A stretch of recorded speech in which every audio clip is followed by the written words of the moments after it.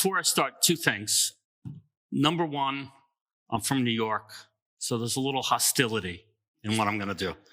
And then number two, maybe a curse or two, okay? Everybody all right with that? Okay, all right.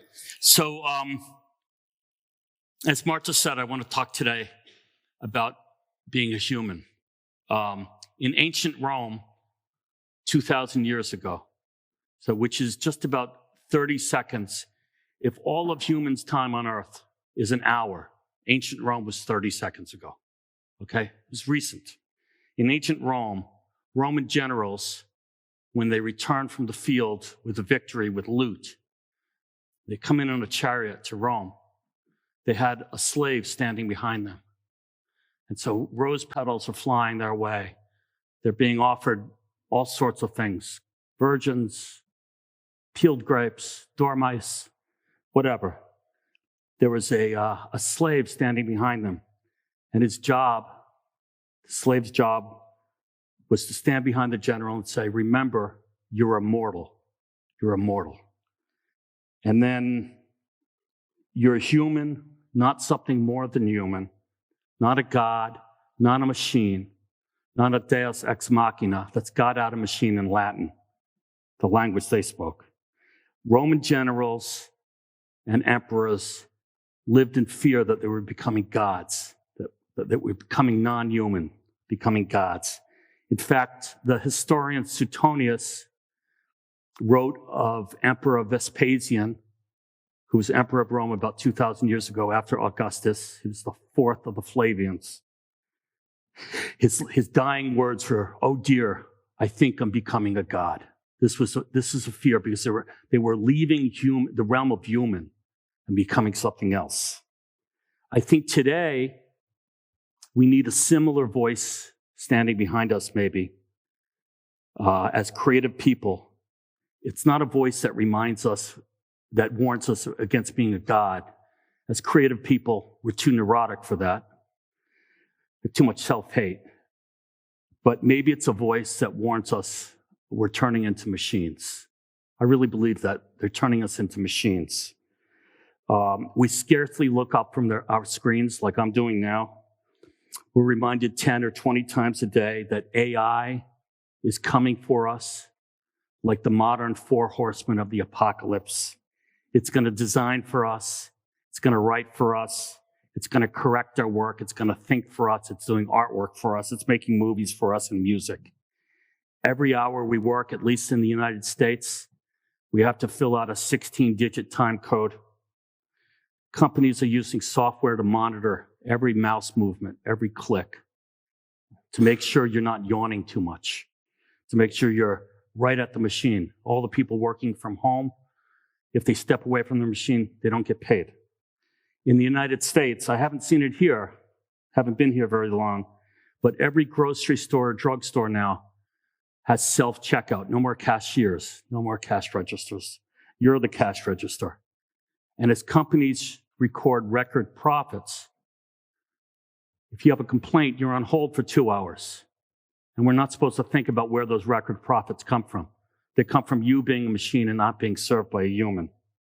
What I found, and maybe it's just me, the New Yorker, is even human-to-human interactions aren't necessarily human anymore.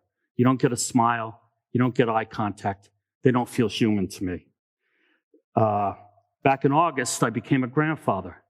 My daughter didn't take a break from giving me orders. She said, go to the store and get me a Diet Coke.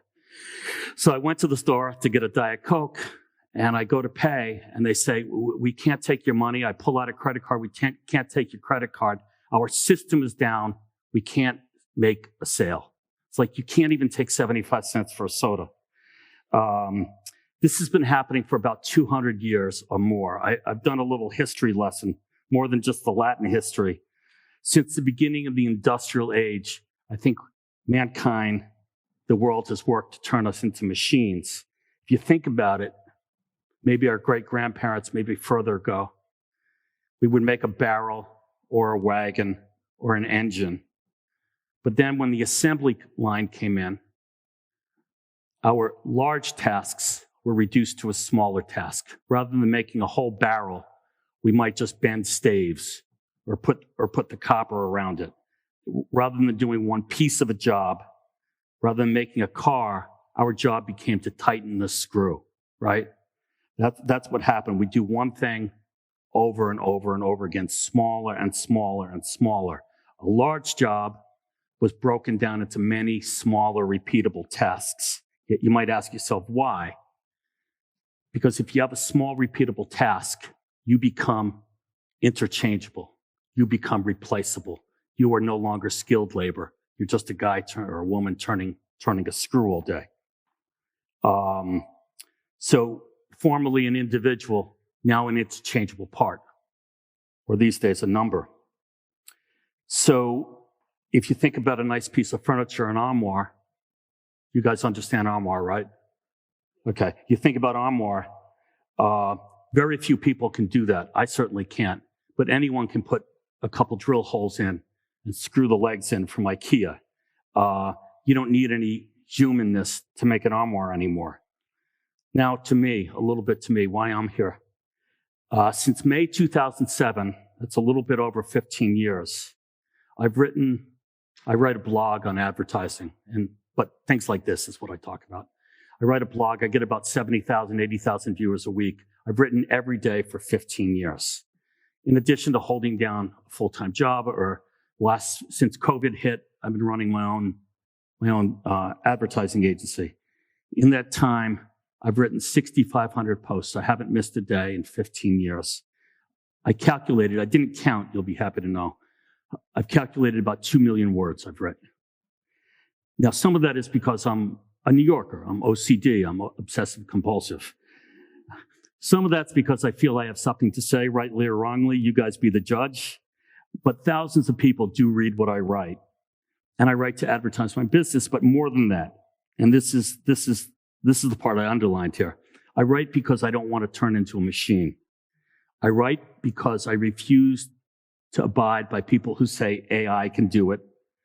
I write because I won't concede that beauty, rhyme, laughter, intelligence can be machine-made, or that beauty, rhyme, laughter, and intelligence don't matter. I write because I make mistakes, dumb mistakes machines can't make.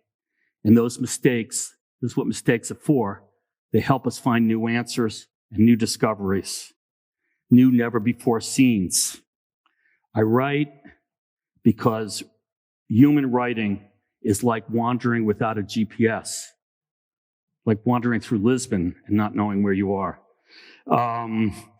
which I've been doing with my wife for the last couple of days. You don't know if you're going into an alleyway or you're going to see a launching pad into something amazing. You just don't know. That's being a human. GPS doesn't let you do that. And I'm talking about spiritual GPS. I write because sometimes I suck at it. And fortunately, I have friends and people who tell me I do. And I write every day because even if what I write is stupid, it's still me. It's not a machine. Now, 75 years ago, William Faulkner, the American writer, Southern American writer, won a Nobel Prize for literature. He gave a pretty important speech. You can listen to it online. I'm just going to do a little portion of it. In his acceptance speech, he said, "When the last ding-dong of doom has clanged, there will still be my tiny, inexhaustible voice, still talking. And I believe that people will not only endure, people will prevail. But it's up to us. We are immortal humans, not because we alone have an inexhaustible voice, but because we have a soul, a spirit capable of compassion and sacrifice and endurance. Humans, not machines, not Web 3.0, not AR or VR or any other sort of R, have the power and the privilege to not be machines, to not do as we're told. This is the New Yorker. To not quiet down and follow rules blindly. We, by being humans, in the face of galloping technology, can lift hearts.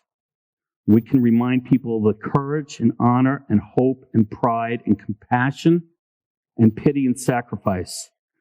We write or we paint or we tango where we save seeds. We do all those things because we can. And what we do as humans is like a rock. It's a rock of saying that we are humans and no machine can replace us. No matter how they try to marginalize us and anesthetize us and make us an interchangeable part. We are humans.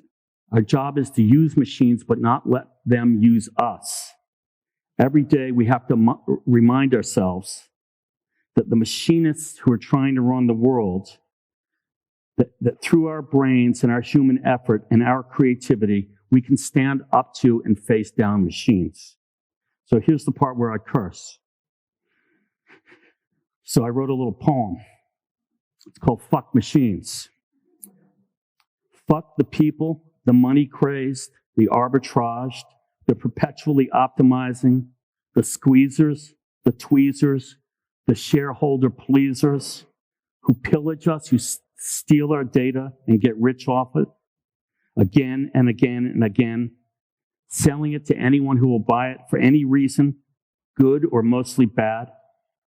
Fuck the machines, the trillionaires who demand that bridges be rebuilt so the 300-foot yachts that are too big to sail beneath can sail beneath as they spew carbon and the ashy detritus of their lives wherever they go. They destroy the past and the future with their mechanizing mechanisms of mechanized mass destruction. Fuck the machines who have eaten our privacy in return for our complicity in destroying democracy, in destroying responsibility, in destroying integrity, honesty, and kindness, destroying any sort of evaluation that isn't built on a machine-made calculus of graft and greed and grime. Fuck the machines by being human, by planting seeds, by spreading love, by laughing out loud, by creating, by questioning, by doing something that isn't a best practice, do a worse practice. Fuck the machines by saying, I don't know, by laughing to break the silence. Fuck the machines by writing by hand, not by keyboard. Fuck the machines by doing something every day, like I write every day. Something real and sensate, words that say every day, I am a machine. I am not a machine. I am a human. Humans since the beginning of time. We've been artists. We create. We put things together that have never been put together before. Be an artist. Be a writer. Be a shoulder to cry on. Make something. Be a friend. Be a therapist. Be a listener. Be a human. The great American writer, James Baldwin, once said, an artist is someone who disturbs the peace. I really like that. Don't be a machine. Be a human and go and disturb the peace. I'm calling this my humanifesto. Thou shalt remember funny. God, I'm so many meetings and you tell a joke and people look at you like you've had 4 heads. So try to remember to be funny. It's fun. I had to do one that rhymes. Thou shalt doubt. Thou shalt ignore screens. Sorry about this. Not people. Thou shalt smile. It's kind of like number 1. Be funny, smile. Thou shalt listeneth. That's hard to say. Twice as much as thou shalt talketh. Thou shalt useth a pencil. Thou shalt get lost.